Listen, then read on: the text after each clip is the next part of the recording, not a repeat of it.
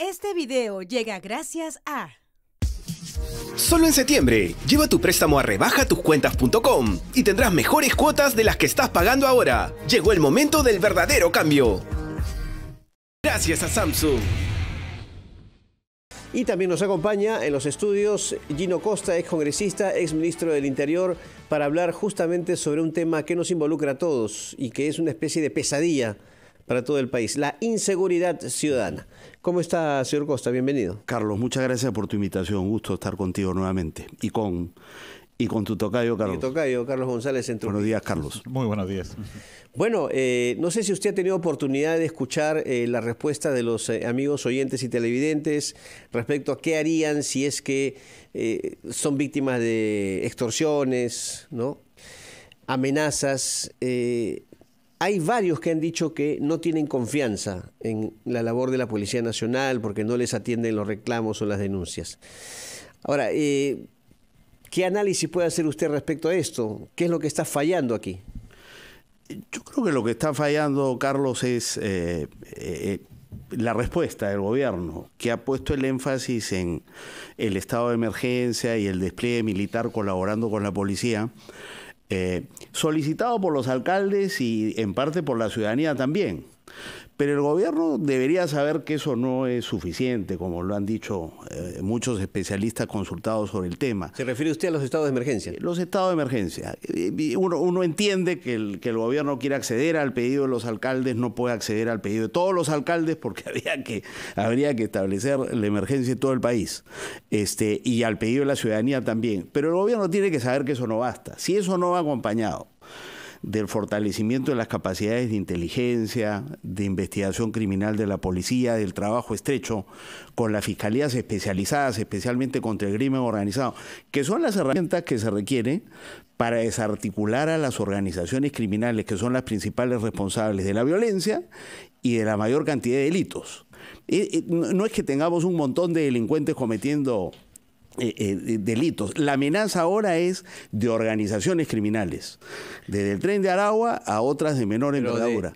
Y eso, Carlos, solo se resuelve, ¿no es cierto?, con un trabajo paciente de inteligencia, de investigación criminal y trabajo con la fiscalía. La policía lo sabe hacer, la fiscalía también, pero ahí es donde hay que poner la atención, los recursos, el respaldo político. Pero de manera concreta, señor Costa, ¿los estados de emergencia han dado resultado o no?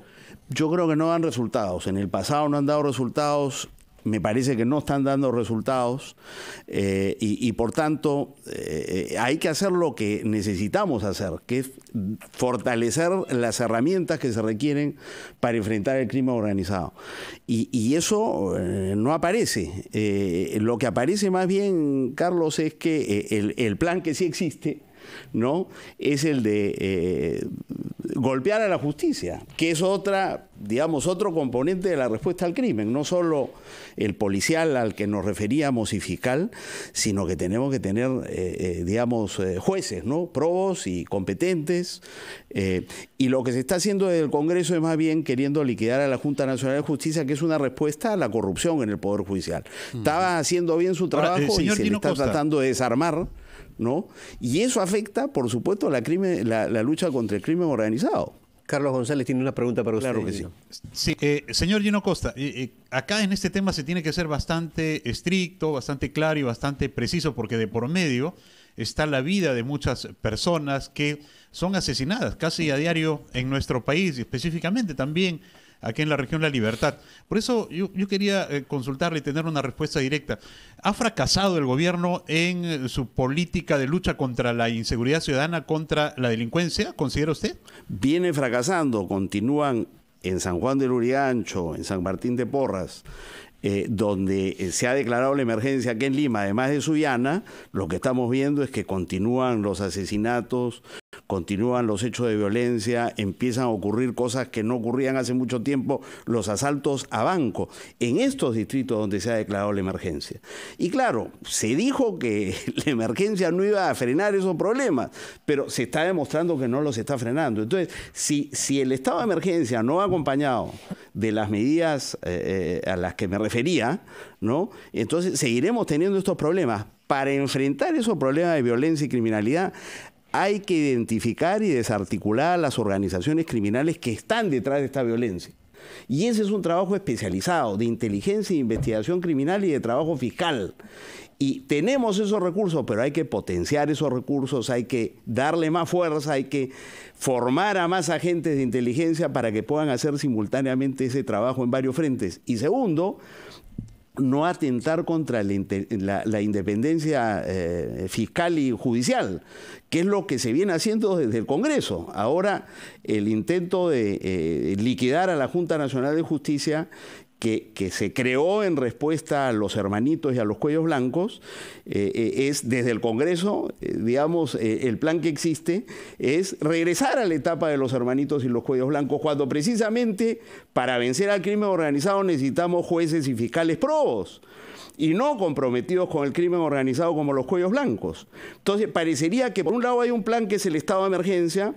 Esto cubre todas las noticias, pero por otro lado hay un plan del que no se habla y que aparentemente no tendría nada que ver con los problemas de seguridad, que es el plan que pasa por, ¿no es cierto?, acabar con la Junta, desarticular desde el Ministerio Público y la Autoridad de Control del Ministerio Público al equipo de fiscales Lavajato, al equipo de fiscales Cuellos Blancos, a los fiscales que investigan el lavado de activos de Perú Libre, al señor Cerrón, a la propia Presidenta de la República. Incluso están investigando y distrayendo, ¿no?, y arrinconando a Marita Barreto, que es la que está investigando los delitos contra el señor Pedro Castillo. Entonces, parecería que hay un plan alternativo, que es debilitar a la justicia, debilitar a la Fiscalía. ¿Y con qué propósito cree usted que desde la Fiscalía de la Nación se están tomando estas medidas, como bien dice usted, de debilitar la labor de estas fiscalías, recorte de personal, procesos que hay? Hace poco fue suspendido el fiscal Rafael Vela, entre otros. ¿Qué intención habría allí? O sea, al margen de lo que se establece, no como justificación para estas causas. Esta semana quieren acabar con la Junta Nacional de Justicia. Yo creo que el apuro por liquidar a la Junta es porque ella está investigando a la fiscal de la Nación, Patricia Benavides. ¿Y las otras fiscalías? Hay cargos graves contra ella. Desarticular, por ejemplo, el equipo que investiga los cuellos blancos es una de las cosas que está investigando la Junta. La otra que está investigando es que Patricia Benavides, para salvar a su hermana, que tenía una denuncia de haber favorecido al narcotráfico, por favorecerla a ella, saca a la fiscal del caso, que era la doctora Bersabe Revilla, nombra a otro fiscal y en 3 meses el fiscal le archiva el caso. Y entonces tú tienes una fiscal de la Nación con la acusación de que podría estar favoreciendo a intereses del narcotráfico. Esto es grave. La Junta lo tiene que investigar. El Congreso la quiere proteger. Pero en el mediano plazo, Carlos, lo que hay es un afán de controlar la justicia y controlar el sistema electoral por parte de la mayoría congresal. ¿Y quién está detrás de todo esto? Si es claro y es evidente, ¿y el gobierno por qué no hace nada en todo caso? ¿Qué hay detrás de esto? ¿Quién está detrás de esto? La presidenta ha dicho que le parece bien que se investigue a la Junta Nacional de Justicia. Ella no se incomoda. Claro, lo que tú tienes es una presidenta que está, digamos, alineada con la mayoría congresal. Gracias a esa mayoría congresal llegó a la presidencia de la República. Acuérdate que se le iba a inhabilitar a ella, porque violó la Constitución en el ejercicio de sus funciones ministeriales cuando mantuvo el cargo de presidenta del Club Departamental Apurímac. Entonces el Congreso la salva a cambio de que ella asuma en los términos y condiciones de esta mayoría congresal. Entonces es una presidenta que no se va a enfrentar al Congreso. Y el Congreso lo que quiere, por su composición, no nos olvidemos que es un Congreso que blinda mochasueldos, que blinda a los niños, que emite la ley Soto, es un Congreso que quiere proteger a los investigados por corrupción y a los investigados por crimen organizado. Es duro decirlo, pero eso es lo que tenemos. Tenemos un Congreso que en lugar de tener un plan para enfrentar al crimen organizado, tiene un plan para desarticular la lucha contra el crimen organizado, acabando con la Junta y coincidiendo con la fiscal de la Nación en debilitar las investigaciones fiscales que se llevan a cabo contra los cuellos blancos, contra Lavajato y las otras investigaciones a las que nos hemos hecho referencia, Pedro Castillo, lavado de activos que involucra a Cerrón y a Dina Boluarte, etcétera, ¿no?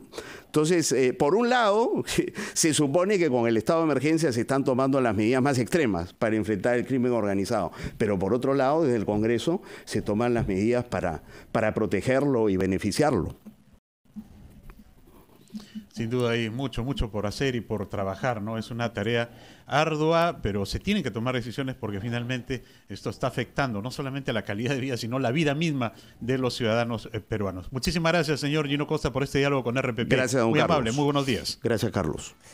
9 de la mañana en punto. Vamos con el gran resumen de la hora y luego regresamos con más aquí en Ampliación de Noticias, edición dominical en RPP, la voz de todo el Perú.